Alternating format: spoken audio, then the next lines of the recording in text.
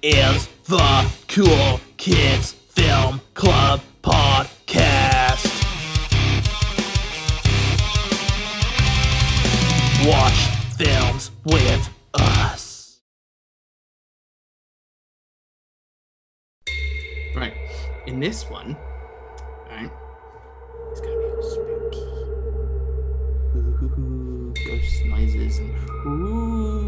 I wanted to hook it up to have a door slam in the background, but that would require people, and I don't have friends. So just some background noises.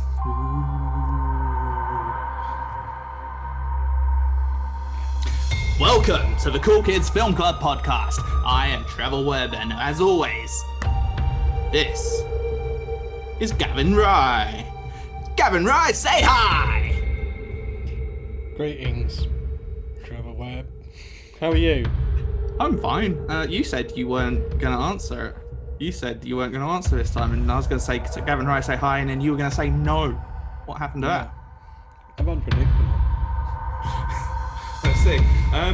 What have you been up to? How are you? What's going on? Well, this tradition of strange shit just keeps happening. It's not that unpredictable this time. I mean, I saw it coming, to be fair. But I found out earlier today that there's a movie being made about me. Oh, yeah. Yeah. Just because I'm a local hero around here and just... Is that it? Well, there's some good news about who's playing me that I thought might be of interest to you. Yeah, go on. Terry Crews. Do you know Terry Crews? Yeah. He's the playing... politician? No, the actor. I know it's Ted Cruz. No, he's an actor. He's a very big, muscular man. Don't know him. What's he in? The only thing he's in lots of films, but the main thing I'm thinking of is Brooklyn Nine-Nine. I don't like that.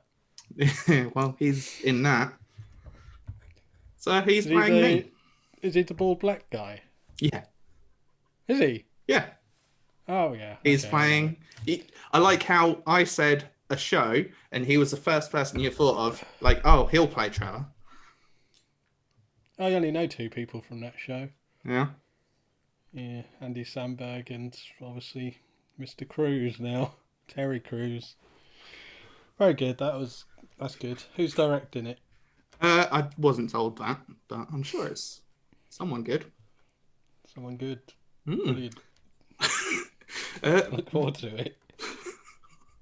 The story of my life, Gavin, as we all know, it's very eventful. Is it going to have the bath bit in it? Oh, well, no doubt, yeah.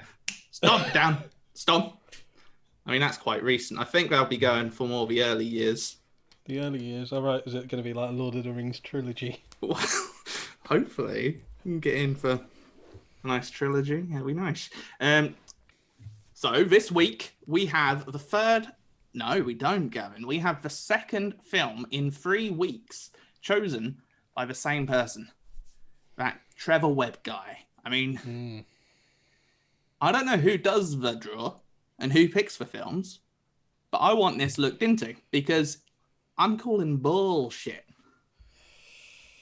If you say so, I think it's been fair. Right. Well, regardless, this guy, Trevor Webb, whoever he is, last time we had one of his films, I was trying to get in contact with him all week. Nothing. He didn't get back to me at all. Finally, obviously, we got that message from Ted Long, which was appreciated. Thank you, Ted. Even though you didn't say nice words about me. He liked me. He did. This week, we've had another message from another one of, I assume, Trevor Webb's friends. I mean, I'm not even going to tell you who it is. I'm going to let you see when it comes up on the screen, because it's about to come up on the screen now. Hey, Cool Kids Film Club. I'm Adam Stovall, writer, director, producer, and editor, along with a bunch of other stuff on A Ghost Waits. Thank you to Trevor for asking to screen the movie. It's really cool. I hope you guys dig it. It's a really small, personal film. We worked for 5 years on it, we being McLeod Andrews and I. And me, see, you can expect more from the film than you can from me. It's like 7 a.m. My grammar hasn't woken up, but we try it on the film, so grammar is sound there. Also, hair and pretty much everything is better. It's going to be better in like a minute. This is. I'm already disappointed in myself, but proud of what we did and really excited to share with you guys. I hope you like it. It's okay if you don't, though. Like, it's not for everybody. I feel like more people should say that when they're promoting their film. Like, I hope you dig it. It's fine if you don't. It's, converse, like you would think, because something's like really DIY, like a personal thing, that you would take it really personally when people don't like it. But that, I have found, is not the case. I should probably stop telling people to not like the movie, though. Okay, I'm just going to stop talking. Thank you very much. I hope you dig it. We are on, if you want to get in touch with us, we're all on Twitter, at Adam Stovall, at McLeod Andrews, and at A Ghost Waits. Is it A Ghost Waits or A Ghost Waits movie? I could probably just look that up right now. How do people do this? How do people just wake up and like be effective? That's fucking weird. At A Ghost Waits. Yes. Okay. This is abysmal, and I'm sorry. And I give it back to you guys. Bye. So first, Ted Long, possibly the world's greatest drummer. And now we've got Adam Stovall, the writer and director of the film we've just watched. Yeah, a real filmmaker, not like us. Yeah, thank you, Adam. That was amazing that you would do that for us. Obviously, Very much. Neither of us know Adam. I was told that Trevor just reached out to him, and he agreed to do it. What a guy. Anyway, the film, as Adam said to everybody, is A Ghost Waits from 2020, directed by Adam Stovall, as we just were told. Do you have anything you'd like to say? Well, we first saw this at Fright Fest online. Me and you quite often go to the Fright Fest Film Festival. And this year, because of, I think everyone had a cold or something, I'm not sure what happened, but... There was something going about. Yeah, something was going about. And they had to do it online, so we watched this at your house, didn't we? We did. And yeah. Do you remember why we watched this over the film that it was clashing with? Do you remember what it was clashing with? I do not. What was it clashing with? Aqua Slash. Oh, because I'd already seen Aqua Slash. Yep. And you told me it wasn't very good. It was not. When we were going through all the films, picking which ones to watch for Fright Fest, we were watching all the trailers to every single film, other than this one. Because we knew we weren't going to watch Aqua Slash, we said, right, let's just not watch the trailer to this, and we'll watch it anyway, because we're going to watch it regardless, because we're not watching Aqua Slash, so let's go into it blind. And God, I was glad I did that. Good decision. Because this film... I really feel that if you know about the film, it would ruin so much of it. Definitely. It is a film that hangs on its, I don't even want to say twist, really. It's not so much a twist. On its unique premise. Yeah. I mean, it's kind of a twist. It happens about 32 minutes into the film. Up until that point, we'll go into this when we go into the scenes, but it is quite a by-the-books haunted house story. And then all of a sudden, it changes direction somewhat. And so I would call that a twist. And it's something I certainly didn't see coming. No. Right, should we say that we are spoiling in a big way? Well, yes, literally. That was my next note. But well done. Taking credit away from me. Spoilers! This film review will contain spoilers. We will be discussing things. The end, the middle, the why things happened. Well, we don't know why things happen. We're not experts. But we'll be discussing our thoughts on it. So if you have not seen the film, I strongly urge you to see the film. And if you have not seen the film, do not watch any trailers. Don't even read the synopsis. in my opinion, even knowing the genre of this movie kind of ruins it. Because the genre itself, spoilers coming up right this second, the genre says ghost/romance.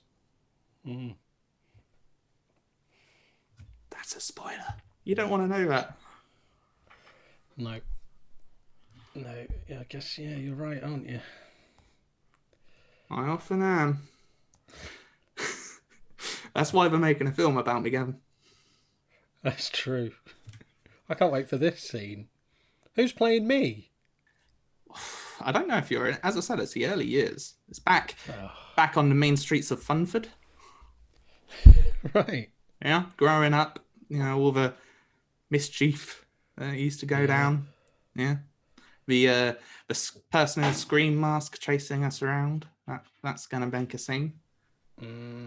Oh, yeah. Cool.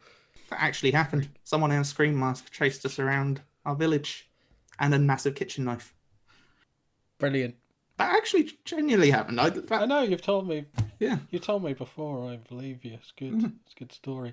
Are you going to have the scene where you think you might have been abducted by aliens in it? Of course. That's got to happen. And the scenes where I see ghosts. Have you ever seen a ghost, Gavin, as we're talking about a ghost film? Not seen. I've had two things happen, ghostly, that I've not been able to explain. But tell us the most shocking. My nan, I used to go stay at my nan's house, and it's like a little village, very old house as well, quite creepy. And I used to stand at the bottom of the stairs with like a bouncy ball, and I'd throw it to the top, and it'd hit like the wall opposite the top of the stairs, and it would bounce down, and I'd catch it. Just do that. That's kind of fun you had in the late 80s, mid 90s. Yeah. Either side at the top of the stairs were like rooms. So if you walked up the stairs, the two room doors were like behind you either side. So occasionally the ball would like hit at a weird angle at the wall and would go in one of the rooms. So I'd have to go up and get it. And there's only me, my nan and granddad in the house. And the nan and granddad were in the living room watching, I don't know, Time Team. And so I'm throwing the ball, and all of a sudden I throw it up. Doesn't come down, so nothing unusual. I get about halfway up the stairs, and then the ball, just as if somebody had thrown it, like gets lobbed all the way down to the bottom of the stairs. And I ran back into the living room and just sat there petrified. Could it have went up, been bouncing around a bit, and then it just, as you're going up, it was coming back? It didn't come down at like a speed where it was like down the steps. It came down like it had been lobbed at me. Ooh. Didn't hit me though. It went like over me. Was this the first ghostly occurrence you had in this house? I remember waking up and thinking that I saw something over, because there was a mirror at the bottom of the bed, thinking that I saw something over, but I've always been able to explain that as just the shadows, just a strange shadow over my bed. Well, yeah. If that was the first occurrence, then it'd be as if the ghost that's haunting that place doesn't know how to structure a haunting. Very good. You see? See what I did there? We're just talking about us and ghosts now, but fuck it. Why not? When I was a kid, we used to have a base, a fort in the forest. We lived opposite Thetford Forest, big haunted forest in the area. We used to make fires down there at our fort. And one day we were there building this fire. And you get that feeling you're being watched. Sure. I turned around over my shoulder, and there's like a river thing. On the other side of a river, there was this white figure staring at us. Just not moving, just staring at us. I just stared back at it for a bit. It was in the middle of the day, so it was a bit strange. I wasn't really scared. It was just like, this is weird. And I turned around to tell my friend who I was with. I was like, hey, dude, look. We turned around, and it was gone. I did believe that up until you said you were with a friend. Now I know it's bullshit. No, back then, Gavin, I had friends. Oh. This was before. cool. So what happens in the film? What, the film about me? No, Ghost Waits. Oh, I forgot. Right.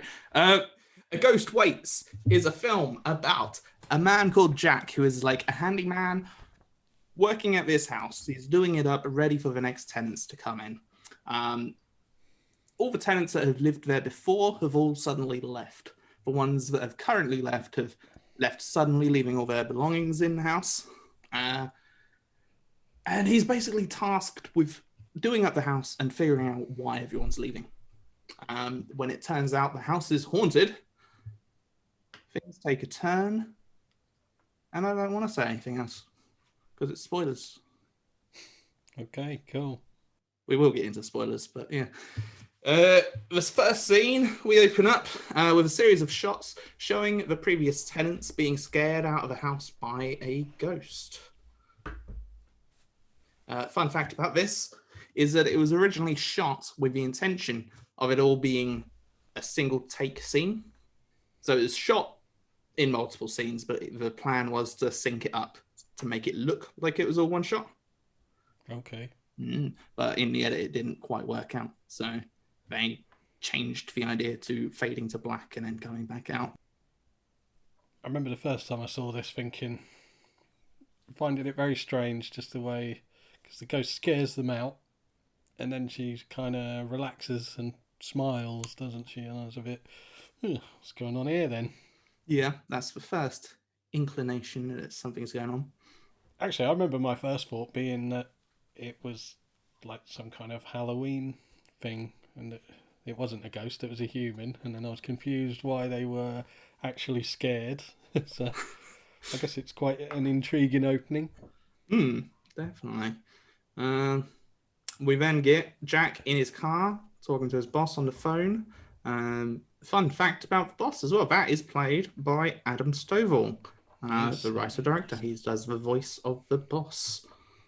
And his boss is a bit of an arsehole. Yeah. Jack arrives at the house. As I said earlier, he's a handyman. He's there to fix it. All possessions are there. He's also looking for somewhere to stay for the night. He calls a friend. Yes, key part. What happens there? Well, he calls a friend to ask if he can stay the night because is his house getting fumigated, is it? I believe.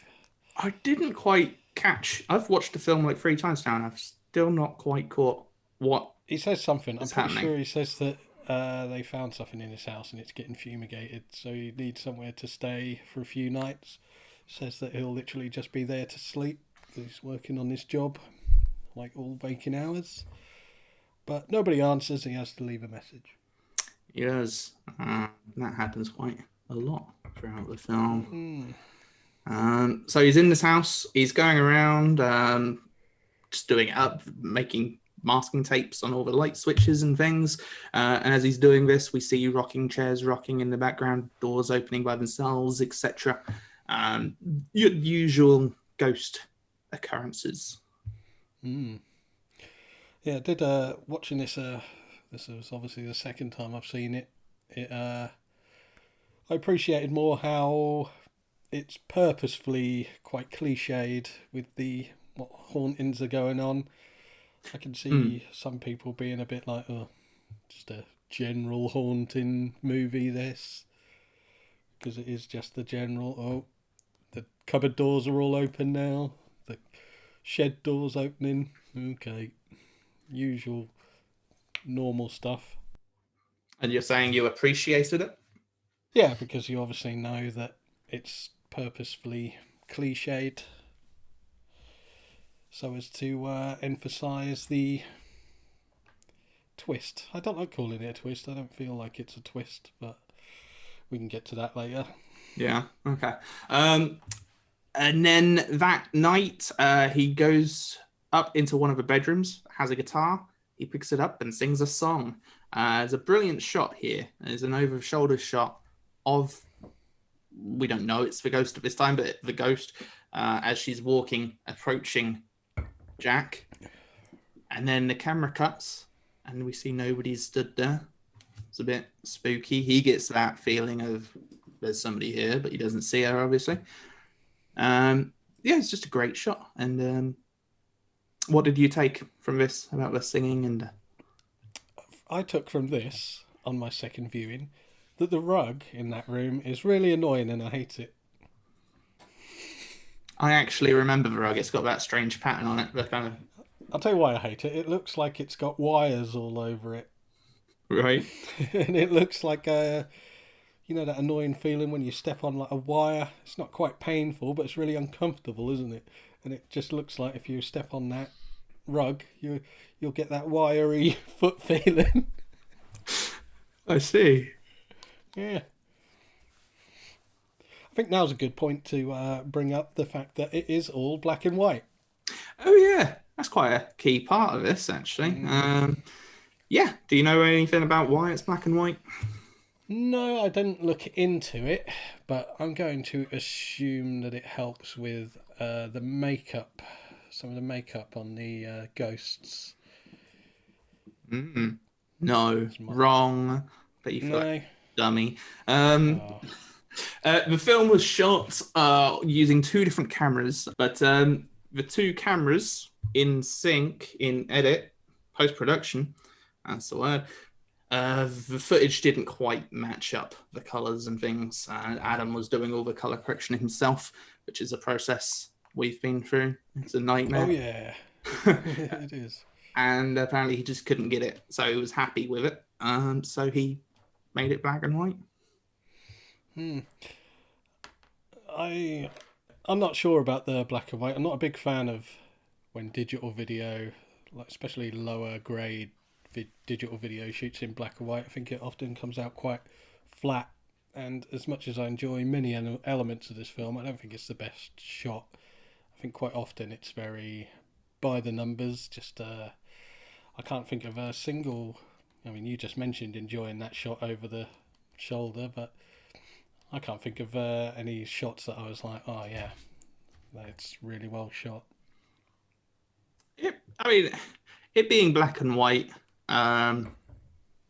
is one comparison to Clerks. I could talk about the camera work as well to an extent. I mean, Clerks was very basic to the point it was literally just static shots. It tries a bit harder. But I love black and white with film. A nice grainy black and white film, I think instantly looks brilliant. Are we talking about the quality of the format it was shot in or the quality of the filmmaking? I don't know if it's the quality of the format shot in here, but a film gives a much deeper image. I found it very flat. I always find black and white digital video very flat. I'm not a big fan of it. I found it fine. There was nothing groundbreaking camera movement wise.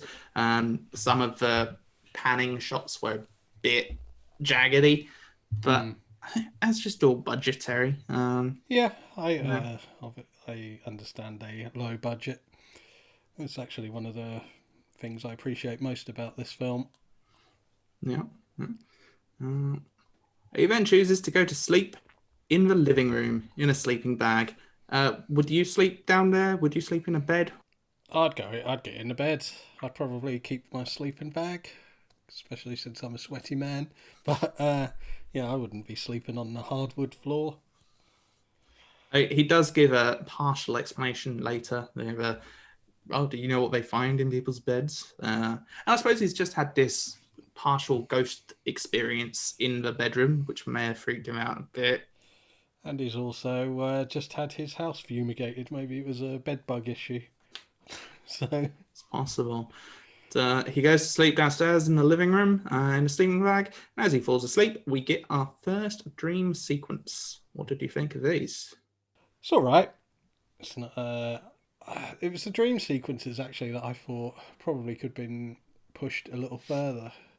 So with dream sequences, you've obviously got no real rules. You can push the boat out, and it doesn't do too much other than have a metronome. Is it metronome? I'm pretty sure it is. Metronome.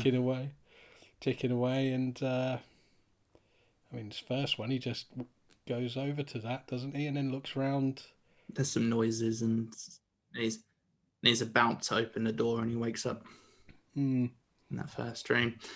Yeah, I mean, I didn't get it the first time I was watching, but the second time, it's much more apparent that Muriel, which is the name of a ghost, she's controlling these dreams, putting these things in there. Yeah. I didn't catch on to that the first time watching, so I kind of liked that aspect of it.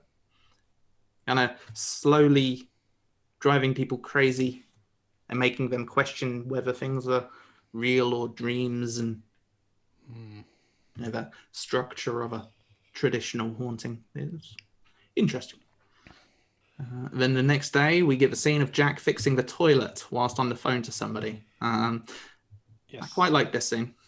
So, it's a good phone call with some girl who he asks again to stay over, and she basically says no, and it turns out that she's got a spare room, and he even helped her out. Put the bed together. Yeah, putting the bed together. And then she signs off with, if there's anything I can ever do to help. I literally just asked you. And then he makes the toilet talk, which is good. Yes. I like the toilet talking. Yeah, definitely. That bit was all improv, apparently, the toilet talking back to him. And it's quite some good dialogue, to be fair. It's quite telling. I wrote down a line of, people don't treat me too good neither, but they need me.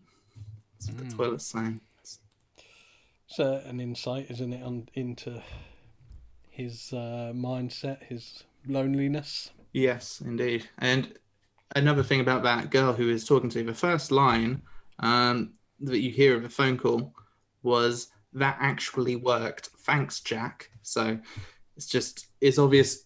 People call him up. He always answers. He's always there to help. And he's helped her with something. We don't know what, but she's not willing to reciprocate the favour. No. And let him stay over. Then this is where we get, I think it's the first time the ghost talks. Muriel. Yeah. We hear Muriel talk to him. I forget what it was now. What does she say? Well, he's laying on the floor, chucking the ball up, and then the ball just doesn't come back down. And he's like, what's happening? And then he goes to investigate, and the ball gets chucked back at him. That sounds scary. They should have done that. Yeah, they should have. Scary. If you're watching this, Adam, take my story into account. It's probably the scariest thing that could ever be put on film. That ball, that could have given me like a little bump. It could have hit you off, put you off balance, and fallen back down the stairs. So, yeah, then I'd be dead. And you'd be haunting me. I didn't know you then, and I probably wouldn't bother with you. Of course you would. You'd find out who I am somehow. We were meant to be, Gavin. Maybe I did die. Maybe that was me, the other side of the river. Ooh, spooky. So, he's laying on the floor. At this point, he has his first conversation with Muriel. I always get words wrong. Muriel. She's basically telling him to leave the house. But at this point, it's just a voice. And I think he's doubting his sanity somewhat at this point. Not really believing that it's real. Did you get that impression? Or do you think he knows there's a real ghost? No, I just got the impression that he'd played it off, I don't know, somebody outside the window, something weird like that. Okay. I don't know. I thought it was like him questioning his sanity somewhat, just imagining voices. I don't know, talking to himself. But I don't know for sure. But straight after this very short conversation, he decides to order pizza. So he's clearly not bothered by it. Pizza solves most issues. Yeah. Yeah, so he orders a pizza. Pizza guy comes, and he makes a right fool of himself to the pizza guy. Oh, yeah. He says he thought he recognises him, but he was like, oh no, that guy would be in his 30s now, and pizza delivery guys aren't in their 30s. That's a young man's game. I'm 30. That's what he says. Yeah. You were a pizza delivery guy, weren't you? I was. Not at 30. No. Pre-film days, so I don't know, early 20s, something like that. Yeah. So yeah, he gets his pizza off the pizza guy who's just made a fool of himself, and then as he sits down, the doorbell rings again. He does. There's no one there. No one's there. No one's there. No one. How about like when he goes back to the pizza, the doorbell rings again, doesn't it? Who is it that time? Same person. Nobody. No one. Yeah, by this point he's starting to get a bit like, what's going on here? Returns back, and all his masking tapes and stuff have gone from the walls and the light switches. Wanders around the house somewhat, checking everywhere, and all the work he's done has basically been undone. All the notes and things he's made around the house all disappeared. He comes back upstairs, and has the doorbell rang again? No, there's no pizza. Yeah, the pizza's gone. That's where the ghost has crossed the line there. Taking the pizza. That is low. God, I'd be mad. I'd be seething. I mean, this is what made me think he's questioning his sanity somewhat in the earlier scene, because in this moment, his pizza's gone, all the masking tape's gone. He doesn't react how you would expect somebody to react. He goes through his phone to make sure that he actually ordered a pizza. He's like, I definitely ordered pizza. And then he just looks confused and basically goes to bed. I think he's truly questioning his sanity somewhat. I suppose so. Wouldn't you? I don't know. I don't know what I would do. Leave the house? Not sure I would. I think I'd have to assume somebody else was in the house. Well, yeah, I would investigate the house, look around the house, every room. We already had those, so I'd probably just have a look outside, see if anyone was running off, and I guess I would have to play it off as somebody has come in the house and stolen my pizza. Fuckers. And, yeah, go to bed. Yeah, which he does. He does go to bed. And this is the second dream sequence, which I quite like this one. It's the one where he talks to himself. It's the scene looks a bit like the one from The Shining. He's serving himself. Yeah, I assumed that was the influence here. I mean, he doesn't serve himself in The Shining, though, does he? Well, no, he doesn't serve himself, but it felt like that scene. Yeah. Again, I mean, I like the scene, it's fine, but I just think there's opportunities in a dream sequence to just take it a little further, get a bit more surreal. It's obviously going for the surreal here with him getting served a drink and having a conversation with himself. Well, it originally wasn't supposed to be surreal. This was one of the last scenes they filmed. By this point, they didn't have access to what's her name? Natalie. Do you have it written down anywhere? Yeah, I got it right here. Natalie Walker. They didn't have Natalie Walker anymore, and they couldn't afford to get her back. They had to fly her in and stuff. So they literally shot that scene with him being both roles. That's literally why they did it. Budgetary thing again.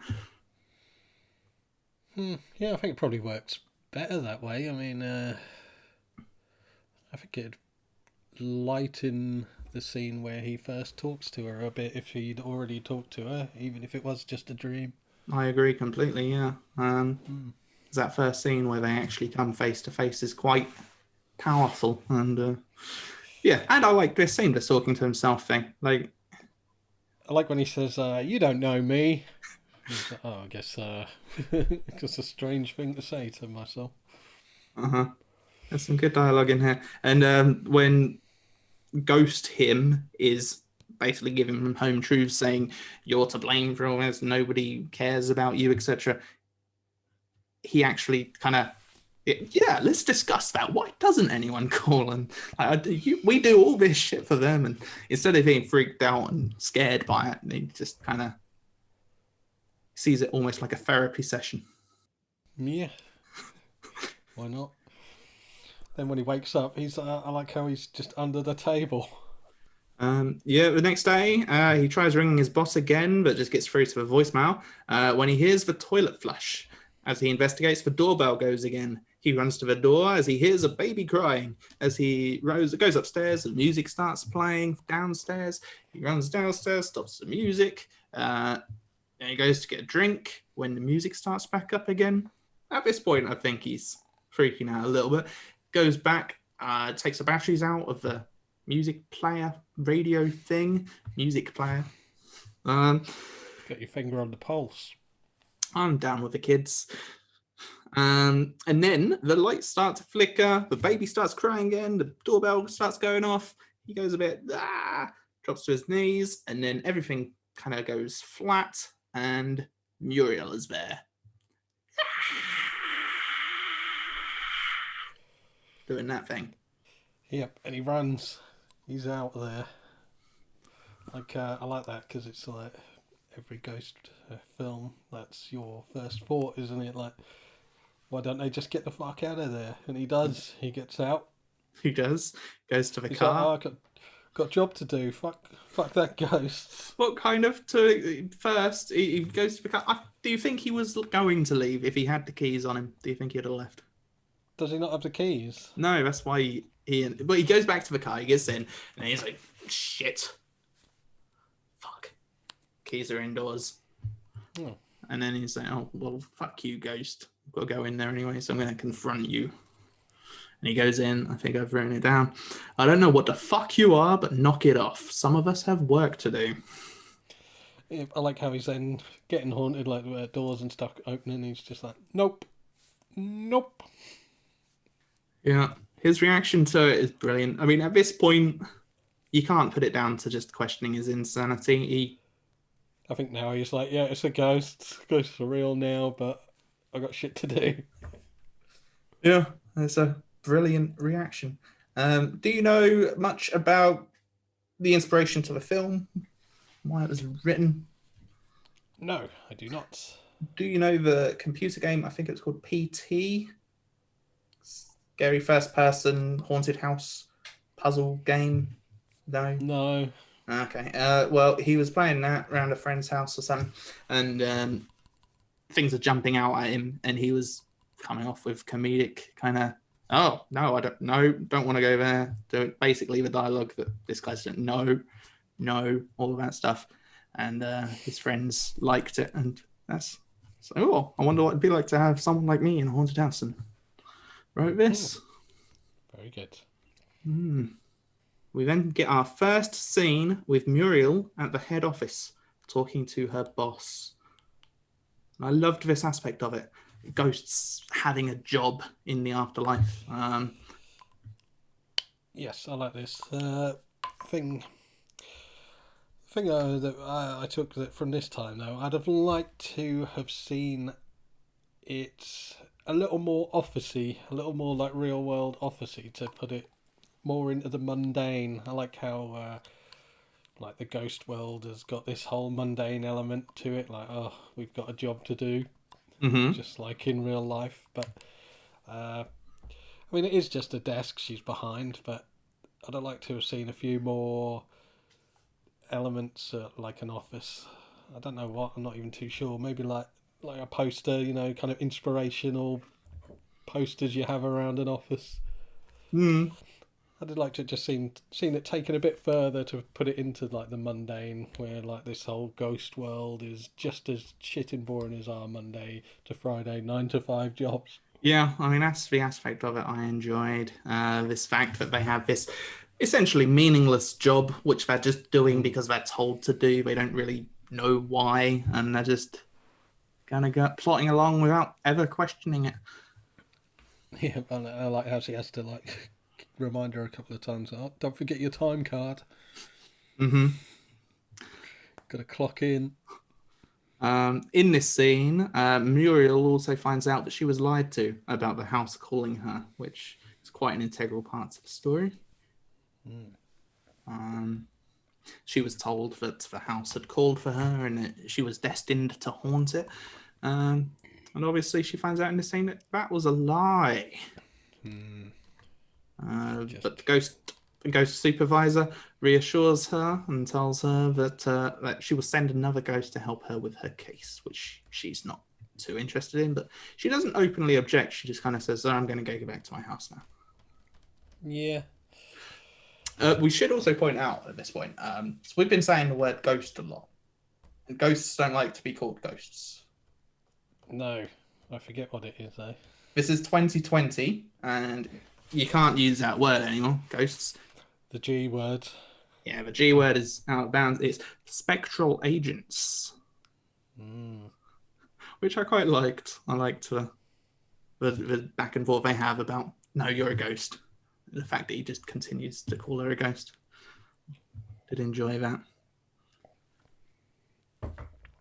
Yes. And this is then she goes back to the house. I like now how he just pesters her with questions about the afterlife. Yeah, well, before that, Jack finally gets through to his boss, and he tells him that the house is haunted, and that's met with general disbelief, and he's told to deal with it, get rid of a ghost. Yep. He says, "Oh, you're taking this whole ghost thing quite well." He's like, "Well, yeah, that's because I don't believe you, but you're there, you deal with it, and just leave me alone. Fuck off." Yep. And then, as you were saying, we get our first proper conversation between Jack and Muriel. It's in this scene where they sit down and have a chat that, with the film being in black and white, it really made me wonder what colour that Muriel is in the kitchen. Muriel? Yeah. Mural. Muriel is the name of a ghost. Muriel. Yeah. Yeah. What colour do you think it is? Because it looks like it's a very colourful, like, piece on the wall. I don't know. Obviously, we're in black and white. I imagine like some light yellows, maybe some kind of like brown colour and some blues. I guess that's the beauty of it being black and white. It can be whatever you want it to be, Gavin. It can, yeah. I'm using my imagination. That's the real reason they shot in black and white. It's because of this mural, and they just didn't want to ruin it for people and let people pick their own colours. We also get to see in this scene that Muriel considers them to be enemies because of his job. She sees it as, you bring people to the house and it's my job to keep them away. Therefore, we are enemies. Yeah, and I mean, main part of the conversation is just about her job, isn't it? This is where he learns it's just a job. Yeah, the mundane aspect of existence, even after we die. Yep. Yay! Nice, cheerful. We like our cheerful films here at the Cool Kids Film Club. It's true. Is it now we find does Rosie pop up now? Well, kind of. I've just got a note here about the connection that Jack and Muriel seem to have. These conversations seem to go on for quite a long time. The chemistry between them just seems believable. They definitely hit it off, and it's believable, I felt. It's okay. I'm not fully... We'll come to it later on, but my biggest issue is their relationship and how quick it comes about. I mean, would you say that it comes about any less quick than Clarence and Alabama in True Romance? No, and I made a note about that I find theirs much more believable. I mean, they have a whole night together, sure, in the grand scheme of things, that isn't a ton more, but it's more than just a conversation at a table. Yeah, but I mean, the characters, you've got to take that into account. This is a guy that he doesn't have people to talk to. He doesn't have friends. He doesn't have people he can rely on. He seems to have friends, but they seem to walk all over him. Yeah, but this is the first person these conversations over the kitchen table and stuff, you feel this is like the first time he's really, truly connected with someone. Yeah. Probably not ever, but for a long time. And for her, of course, it's even longer. Hundreds of years she's been a ghost. So I think it's quite believable that they would have this connection quite soon.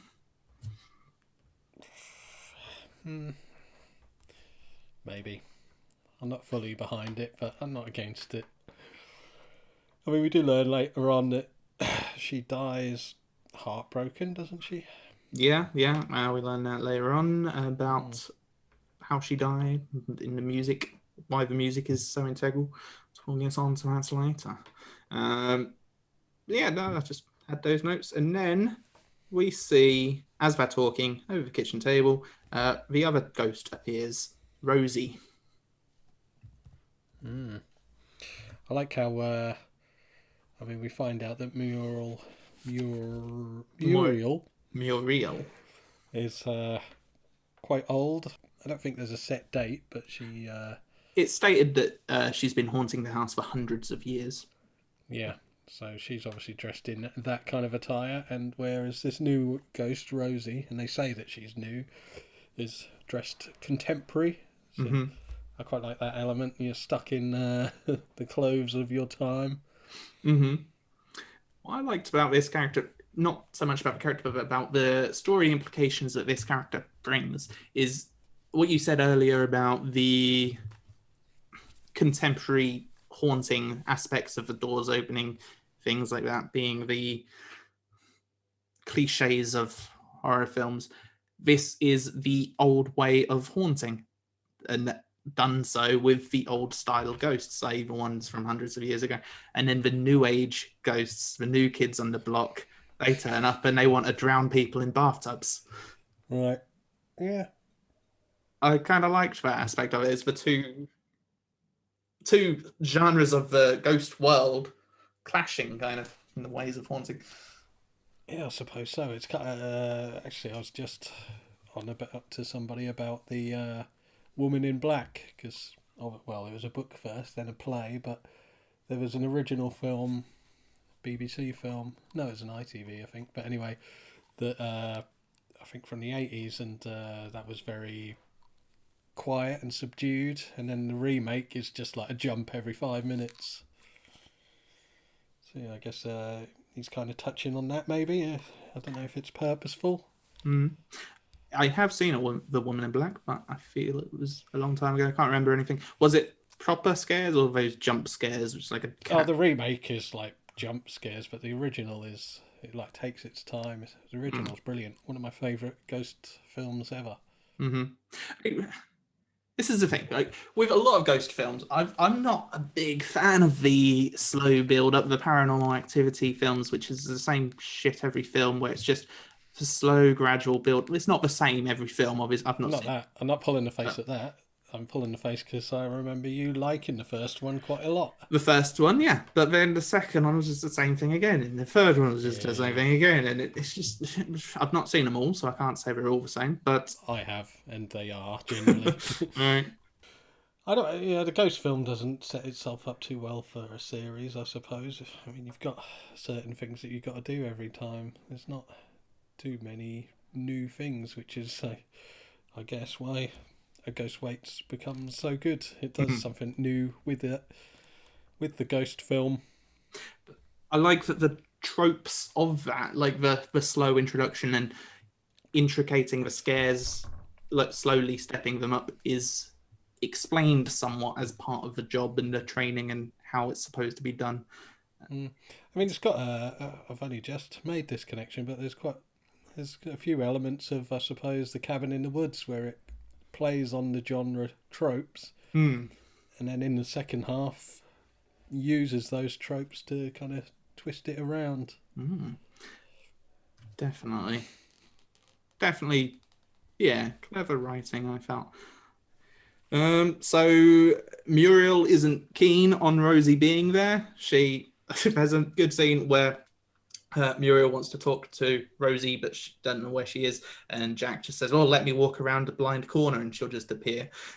Walks around the corner. Yeah. Why did I jump? I knew you were going to be there. Which is another kind of reference to us watching horror films. Like somebody opens a cabinet of a mirror thing in a thing, and we close it, and there's somebody there, and we go, we know it's going to happen, and we jump anyway. Another example of the writing. I felt the writing was very good in this. So she does not like Rosie. As she appears, she grabs her arm and basically tells her that she's not wanted there. And she does. Well, you think she's left, and then Muriel leaves, but then Rosie comes back and makes his head bleeding. Those are words. And the boss goes down to see Jack. Well, not yet. No? No, Gavin, you're getting ahead of yourself. Muriel confronts her, tells her to leave. Next scene is of Muriel and Rosie in the office, being told that they have to work together as a team, or else she'll have to do something that she does not like doing. That's what the boss lady says, which we don't know what it is at this point. And then this is where the ghost supervisor confronts Jack. We get another brilliant conversation. This dialogue is great. What does she chat about? She chats about why he does what he does. Well, yeah, why each of them do what they do, and neither of them really have an answer. It just reinforces that mundaneness of work and working to survive and etc. She brings up money. She says, well, do you do it for money? And she said, well, no, not really. So, well, would you do it for free? These are questions that come up about general work a lot, don't they? Oh, yeah, I have these questions about work. I'm not a big fan of the Monday to Friday routine of working to live. Work and then sleep and then sleep and then work and then work and then sleep. It's lyrics to a King Blues song. Great song. Very good. And then also in this scene, we learn about how Muriel died. I didn't write it down properly about how she died, but I know it's something to do with the music industry. She was a singer.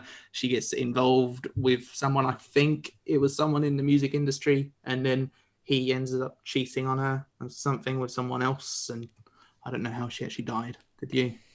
No, I don't. But judging with what happens later on, is it not a suicide? Okay, possibly.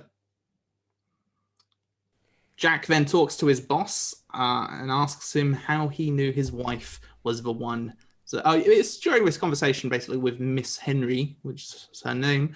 It becomes apparent to Jack that he actually kind of likes Muriel. The L word is never mentioned, but yeah, he kind of has this realization, like, fuck.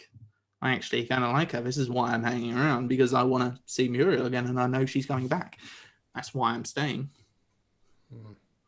And so the next scene, he's talking to his boss, and he asks him how he knew that his wife was the one. To which he says that it's not a question he should ask his boss. We get quite an honest response saying that he hasn't got anyone else to ask. I don't like his boss. No, his boss is a bit of a douche. His boss then just hangs up on him, says, look, no, just tell me when the job's done, and then hangs up. What an arsehole that Adam is. Well, his boss is actually called Adam in the film as well, so it could be based on him. You're an arsehole, Adam. Be nicer to your employees. To be fair, the character was. I imagine that's just how he directed. Like, what's the guy's name? McLeod. Yeah. This was just like, oh, how should I do this, Adam? And he's just like, look, just do it. Come on. Tell me when it's done. Hangs up. And then we get Muriel and Rosie back in the house, and they're basically talking down to Jack. I think at this point, Muriel has she likes Jack, but she knows what will happen to her if she doesn't get rid of her. She's helping this young prodigy ghost. Do you think she's genuinely trying to help her at this point, or do you think it's all part of Oh, the haven't play? they already had the conversation about, how do we get rid of, do ghosts get scared? Oh, that's how we get rid of her. We got to scare her. They have, but this was before the office conversation as well, where she was told that she would be demerited. I felt that the demerit threat was what made her team up with Rosie. But I don't know if it was genuine teaming up with Rosie. No, I don't think so. I think it's all a ploy. I don't think so, especially since later on she goes back to her boss and is like, never do that to me again. About Rosie. So, no. So now we find out that Rosie's scars are fake. Yeah, this was in the scene where they're teaming up together and stuff, and what an emo wannabe. Yeah, yeah. So Muriel convinces her to take her scars off, or then does she say it's immoral? She says it's improper or something to bear scars that are not your own. Yeah, she does, and we find out Rosie died by falling off a boat. Drunk with her friends. This scene is great again, with Jack kind of berating her and telling her that, you know, his life is shit, but at least he doesn't have friends that let him drown on a boat, and saying that she's like a wannabe and wearing fake scars, and it's basically putting her in her place. Yep, and she ends up leaving. Well, she's got a great line before that. She says, "I want to make him hurt. I want to drag him upstairs and drown him in the tub." I didn't deliver that very well. No, doesn't sound great when you say it. Yeah, when she said it was good. But I liked that line because in a lot of films, a lot of ghost films, you do feel like the ghosts aren't really much threat. And they're just doing things and messing around with chairs and shit. This actually makes it feel like, you know, could she, if she wanted to, drag him upstairs and drown him in the tub? Can they touch? Have they touched him up to this point? I don't think they have they? In this film, no. But, I mean, I think it's indicated that they could if they wanted to. It's just not the done thing. I mean, they can touch doors and other things. Can they touch doors, or do they just have control over the house? True. I mean, yeah, she's not touching with doors, I suppose, is she? You see the scene where she's just stood there and all the cupboards are opening. She sits down though, doesn't she? Because he goes, "Oh, can you sit down?" And she takes a seat. Mm-hmm. I imagine that they can drag them upstairs and drown them in the tub. Yeah, why not? I like to think that they can. It makes it more threatening. But yeah, she does leave. Which I felt was a bit strange, her getting frustrated. This is the one kind of small gripe I had with the film somewhat. Did you believe this? Rosie getting frustrated in this scene? I was okay with it. I think she's clearly new. She's trying to get her first haunting. It's not her first. Is it not? No, the ghost supervisor, Miss Henry, states she's new, but she's been good even in some of the more trickier cases. So she's done it before. She's had her thing. Well, I'm more okay with that than I am other things later on. Fair enough. Well, at this point is probably the bit that you have a bit of an issue with. It's where Jack tells her that he likes her and wants to be with her. Muriel explains that if he doesn't leave, she will be made into a shadow. That's the demerit thing. She explains that the shadow is basically having no control. And yeah, I'm not a big fan of this conversation. I mean, the film is several big conversations, a very conversationalist piece. And this one isn't the best. I mean, I think it's quite telling when she even says, "Oh, I'm not explaining this well." It almost feels like on the page as it's being written, you can quite get it across. So I'll just say that she can't explain it well, because it doesn't come across well. I remember, watched it last night. I was watching it thinking, I don't really know what she's on about. What's she going on about? And then she literally says, "Oh, I'm not explaining it well." And I was like, "Yeah, you're not at all." I kind of agree, but she does say, you may not understand what I'm saying, but you don't need to understand. These are my feelings, and, you know. I feel that's a bit of a cop-out as well. I don't know. There are certain times in certain people's lives where you don't have to understand stuff, isn't there? I don't know what you're talking about. You're not explaining this well. There's a little joke. I didn't mind the scene. I didn't dislike it. Yeah. And then I think it even I dislike it a little more when they just both start crying. Well, yeah, she basically says no. She says sorry because he's saying he wants to be with her. She doesn't say I can't be with you. She just says sorry and then disappears. And then they both break down crying. Why would you not like this? No, I feel it's quite forced. Again, he's only just met her. Like, oh, can't go out with the ghost. He'll burst into tears. At this point in time, he was at this point in time planning to do what he later does, which I'm not going to say yet, Gavin, but he was willing to do that already at this point, and he just got shut down by this girl. The first girl, probably, that he's had a true connection with for many years. Yeah, but still. I'm going to say he was willing to kill himself. Yeah, don't cry about it, though. Come on. Man up. No, you can't say that in this world. You can't say man up, and you can't say ghost. All right. Man up, ghost. If he's willing to kill himself, he's quite invested. And then this girl says no. Well, doesn't say no, but says sorry and then disappears. You're going to cry. We'll get into that. Yeah, we're not there yet. All right. Well, she disappears. Then we get the scene with the supervisor where she tells her to back off and says, look, this is my house. It may have been a lie of how I came to be here, but this is my house. I've built it for 200 years, etc. And you don't tell me who's welcome in my house. And then the supervisor disappears. Did you see this as the supervisor conceding defeat, or was she just saying, right, I'm going to go talk to the even higher up boss and deal with this?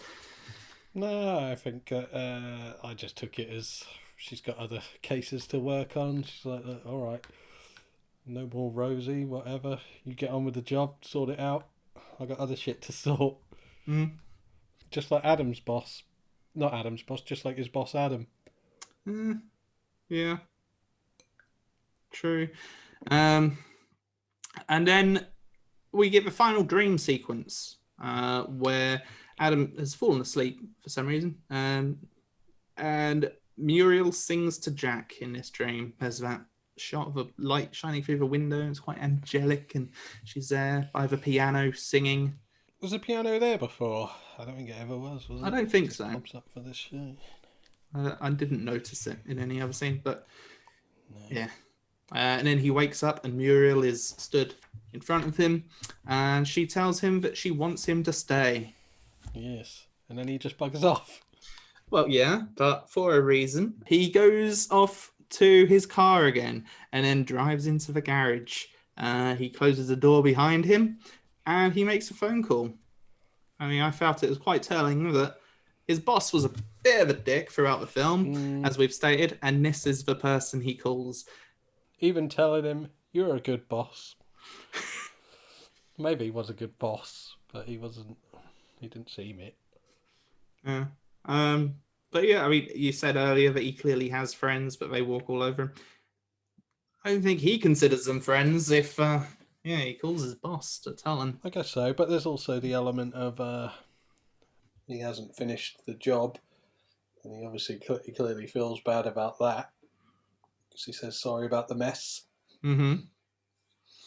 Yeah, I still feel if he had somebody close to him, any family member or anything, he would have phoned them. Yeah, I suppose so. Didn't take that into account at the time, but yeah, you're right. So obviously he is killing himself. Yes. At this point, Muriel comes, sees what's happening. I didn't pick up on the suicide thing before Muriel's side and them sharing that. I can't remember from the first time I saw it. Obviously, I knew this time. Good song playing over this. I remember quite liking it the first time, and I enjoyed it the second time as well. It's called Years Go By the Bengsons. It's very nice. I like that. Fairly good soundtrack throughout the film, to be fair. Weirdly, that I only noticed it in the credits, but there's like a really obscure band that I like one song of called Wussy. And there's a song called Airborne by them that's brilliant. And I've tried listening to a few of their other stuff and not got too into them, but they're on the soundtrack to this. They do the main song that Jack sings. Oh, really? Yeah. It could be a motherfucker, something else. I looked them up before. They're an extremely obscure band, so it's a very strange coincidence for me to see them pop up. I think Adam Stovall knows the band. I'll tell them, Adam, that their song Airborne is brilliant. Great song. Adam, Gavin, you tell him. Their song Airborne is really good. I like it a lot. There you go. So that's the film. Well, we get a short montage scene after this of the two of them as ghosts haunting. I've got a few issues about this ending. Okay, I mean, we should talk about how a few people have found it very controversial. I remember there was a little bit of a mini outcry during Fright Fest about. I mean, everyone's offended by everything now, but just romanticizing suicide. Suicide, yes. I'm not offended by that at all. I don't care. But my main issues are just killing yourself over a girl you've just met, regardless of any feelings. I mean, he doesn't ever come across as depressed. He's a little walked over and everything, and he's lonely. But suicidal, I don't know. I think that's a step too far for me. Why do you think he killed himself? To be with her. To be with her, not because she wouldn't be with him. What?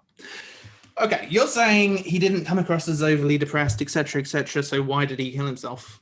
But he killed himself to be with her. He didn't see it as a negative thing. He was doing it to be with somebody.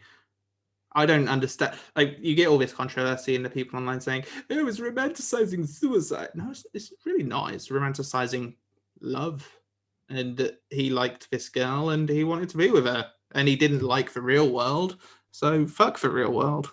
Yeah, but I don't think that's put across enough. And I think if he was made out to be something of a suicidal character, it could have been a little more believable. Sure, it probably would have made it even more controversial and I wouldn't emphasizing the suicide. But I don't buy that somebody that you've known for 2 days maybe, that you're like, I'm going to kill myself for this girl. 3 days, I think, because there's 3 dream sequences. So yeah, but no, I disagree with that quite strongly. I feel that if he had have been overly depressive throughout the whole film, then the suicide would have been a lot darker. I'm not saying it isn't a dark or is a light thing. I'm saying that I don't believe that somebody would commit suicide over somebody they've known for 3 days, unless they were completely mentally unstable. Then we get back into was the connection real, and do you have to question his character and how little human interaction he has with people. And it's not like he's an introvert not wanting this human interaction. He reaches out to multiple people. There's at least 2 friends that he's reaching out to in the film, plus his boss. He's reaching out to all these people. He wants somebody to talk to, somebody to connect with, and nobody will. And then he has this connection. And I get that, but I mean, she's always there. He can always. Doesn't he buy the house and then he'd be with her at all times? She would get the demerit, and then she would become a shadow. All right, yeah. But there's also another issue with the whole suicide thing: is it's never mentioned or claimed that if he killed himself, he would be there at that house. It seems you're assigned houses. Why is he there then? He took a risk. There was no guarantee, I guess, no. But that was the only way to be with her, because if he stayed as human, then she would have been demerited. Some other ghost would have turned up. He had to kill himself to be with her. She was the only person willing to be with. At this point, you don't even have to believe that it's love. You just have to believe this person likes him. That's enough for him, I feel. He's I've got somebody who I can connect with.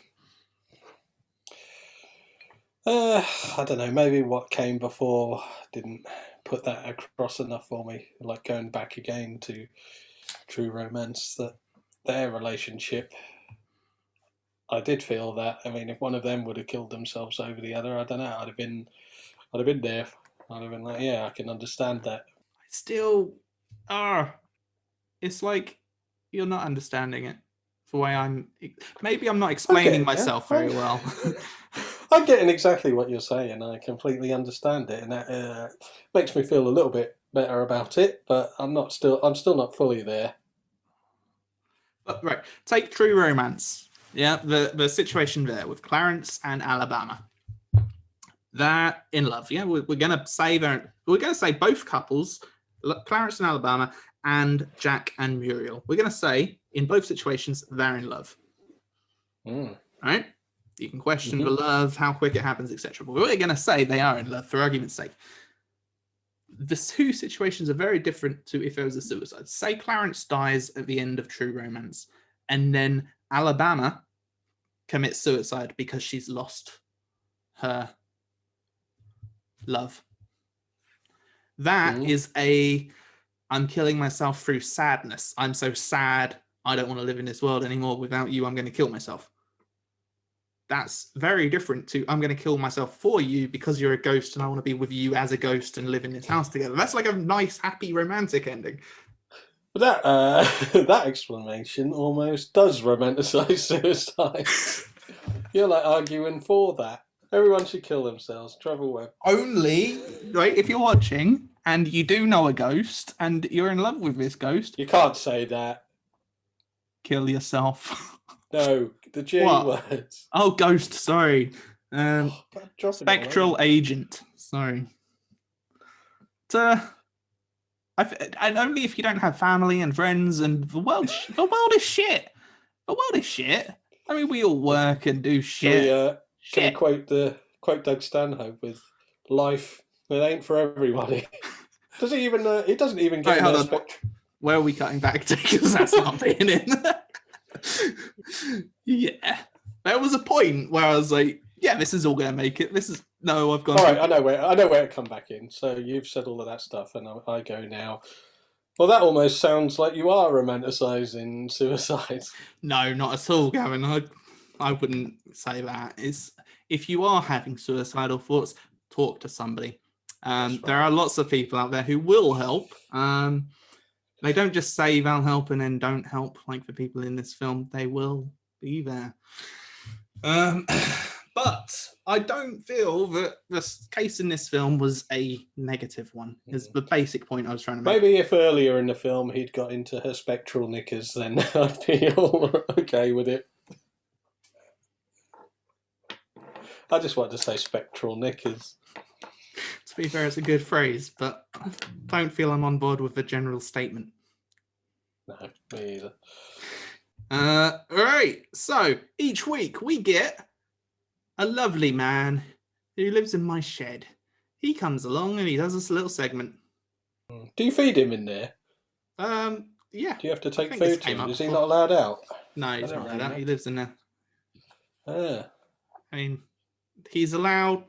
He has like a chain, and you get one of those things that you put in the ground for dogs. No. You put it in the ground. And like a shock collar. No, not a shock collar. A peg. Not inhumane. Yes, like a peg goes in the ground, and he's on a chain, and he has like a circle of area he can play in. Okay. Was that around his ankle, is it? Because I didn't see it around his neck. Yeah, ankle. Okay. So, yeah. I think he has quite a good life. I provide food and stuff for him. He has toys out there. I mean, don't give me that look. Film every week. Yeah. And we're going to cut to him now. A Ghost Waits.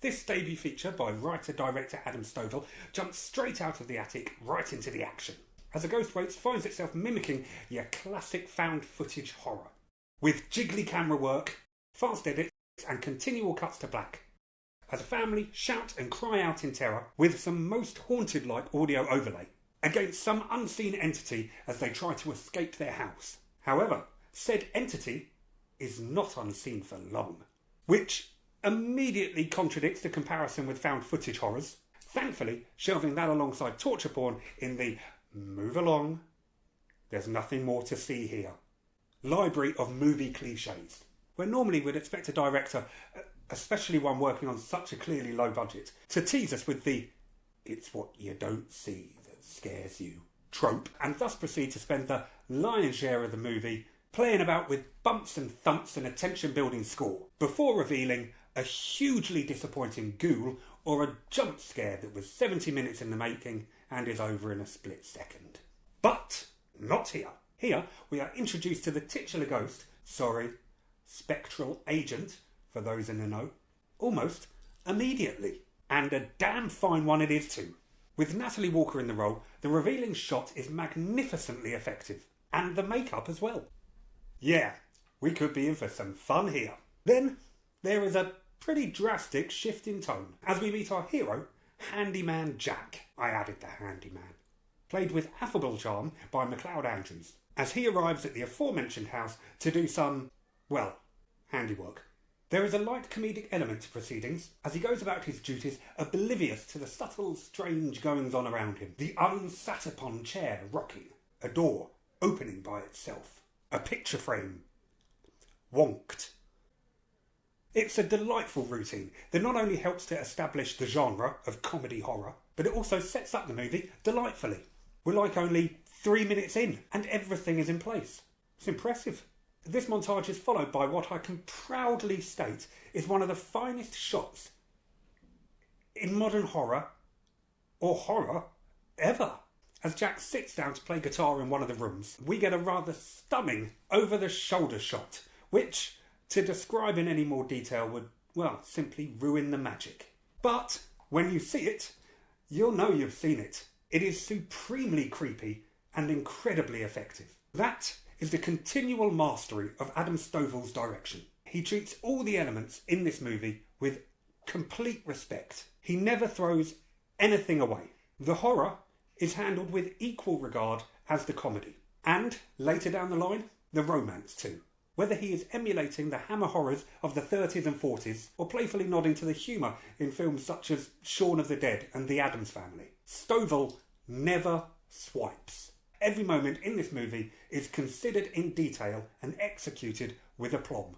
Aplomb, aplomb, aplomb. It's a funny word. So much so that I'm sure there must be a reason that Jack re-rolls his sleeping bag after the first night. He must have re-rolled it because he unrolls it. Oh, maybe it was a ghostly thing. Never thought of that. But seriously, he's the only one in the house. It's not like he's going anywhere, and it's not like he's entertaining guests.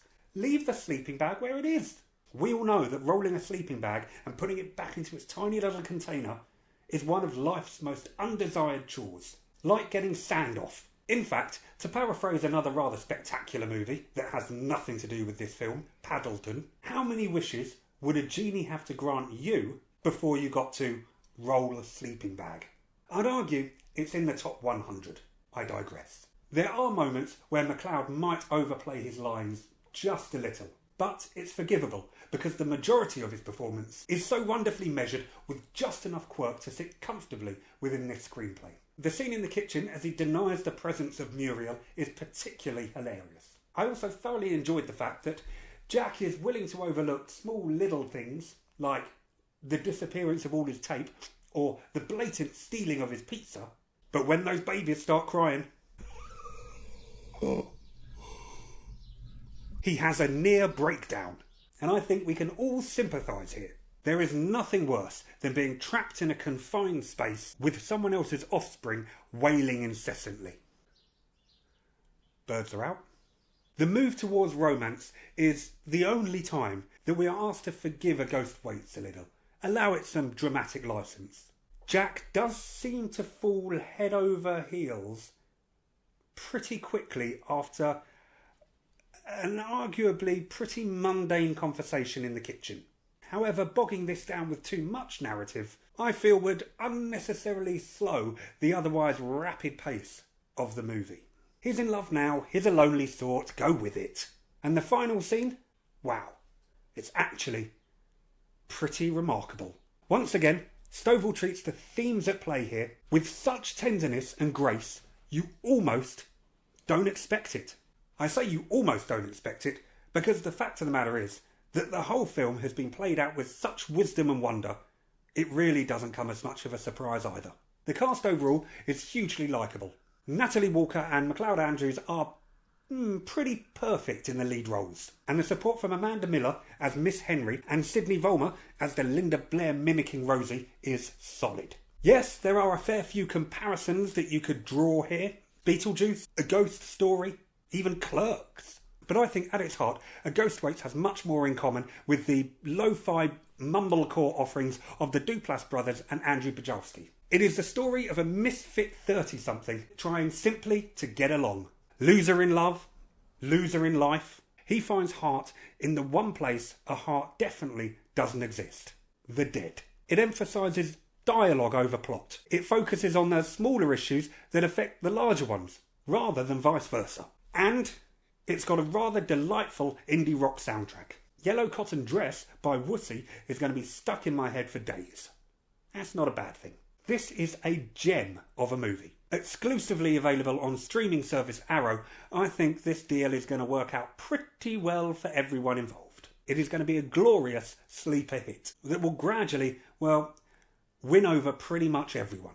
It truly is a unique piece of art, and it really does amplify the notion that you should always chase your dreams. Just because this was a labour of love for the cast and crew doesn't mean that the viewers have to endure a laborious watch. A Ghost Waits is 80 minutes of quiet joy. And on top of that, it's got a cracking poster.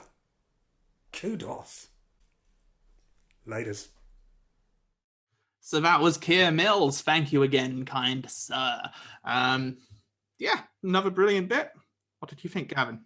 Very good. I'll tell you why you rolled up that sleeping bag. It's because he thought he was going to go sleep at somebody else's house, didn't he?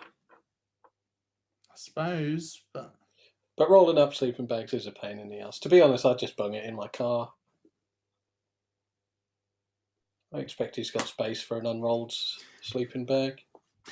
if you had this house, you were working on this house, you knew it was empty, would you even be bothering to be phoning around trying to get, these people don't really want you there. Yes, you want that connection, but I mean, wouldn't you just sleep in this house?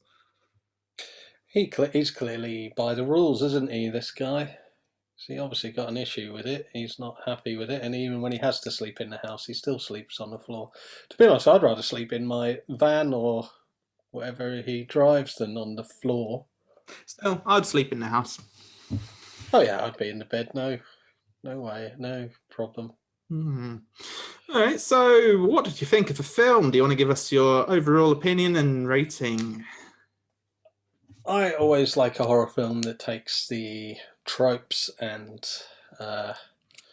cliches of the genre and twists them around, much like the aforementioned Cabin in the Woods. And you know what I really appreciate with this film is, I mean, I know he took 5 years making it, but it feels like a film that was shot where you take stock of what you have rather than, oh, I want to make this big film, I want to make films and I want to make this big film. But really what you should do is like, oh, what have I got? What can I do? I've got a house, I've got a few friends, and make a film around those restrictions. Something I suppose me and you are very guilty of, having made films in the past and just not doing it. Whereas Adam has obviously gone out, done it. Maybe he didn't have all the money, maybe he didn't have all the equipment, all the crew, but he did what he could, and shows that a good idea can overcome a lot of those monetary and maybe even like skill, since it's his first film. All of those restrictions, and I always appreciate that. It's it's a very solid film. I have a few issues with it. I do have an issue with just how quick he falls in love and kills himself. But otherwise, solid bit of film and a very solid 7 out of 10 for me.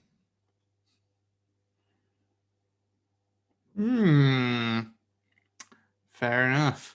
I mean, for me, I agree in large part about this, the independent filmmaking, the fact that it's his first film. I don't know how much you know about it, but he's had quite a few struggles with getting funding and things. He was almost had another project up off the ground, but then it fell through at the last minute or something.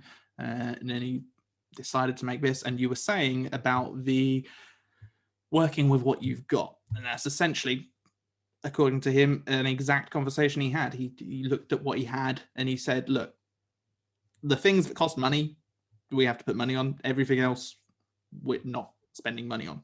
Like, it can't happen. And he got it done, which you have to respect. Yes. And I believe it was a good film, good script, very good dialogue scenes, some really brilliantly original ideas. I think the two leads were great. What's his name? McLeod someone. What's his full name?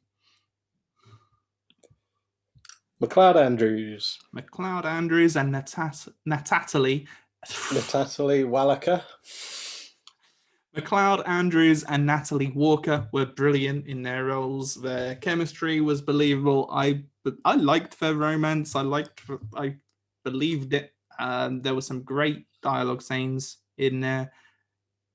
Not as good as Clerks, but rivaling it in terms of dialogue. It has quite a few similarities with Clerks, in my opinion. Not just the black and white, but the kind of long conversational scenes, the static shots sometimes. And working with what you have. Indeed. But yeah, I just enjoyed it. I loved the twist, which you don't like the word, but I just wasn't expecting it when I first saw it. It took me back, and I enjoyed it a lot. And I would say 8 out of 10. Very good. Yes. So that was A Ghost Waits from 2020, directed by Adam Stovall and written by him, etc., etc. What's left to do now, Gavin, is to pick next week's film. I hope it is my film. I think it's going to be Trevor Webb's film again, because it keeps being his film for some reason. I would hate that. It's possible. He's only got one entry, but I mean, anything's possible. Anyway, let's get what film is it going to be? Well, That's what I want to know. I'm getting the thing up. Oh, hold on. My camera just stopped recording, which means that's probably run out of space. At least it's... See? I've actually got it facing me, though. Right, so that's probably run out of space, which means I'm now recording on this camera. Hi. Your audio's run out of space. My camera's run out of space.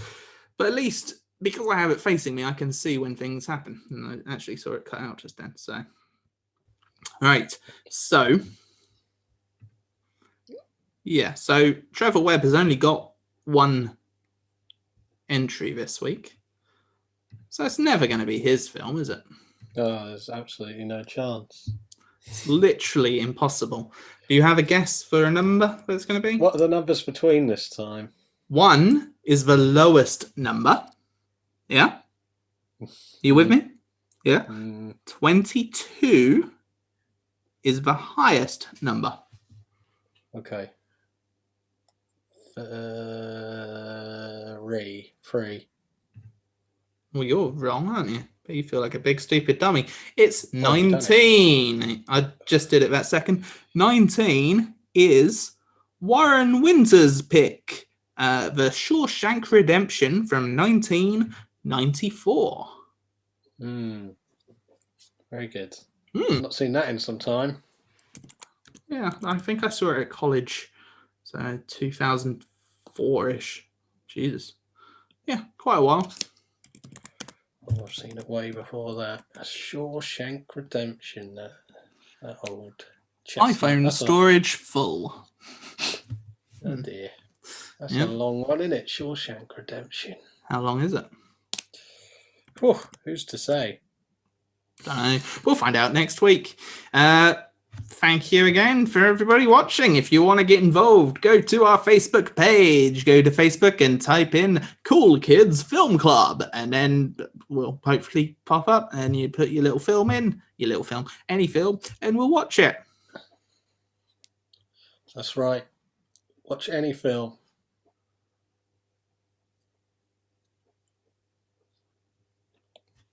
Bye. See ya. All right. This is the Cool Kids Film Club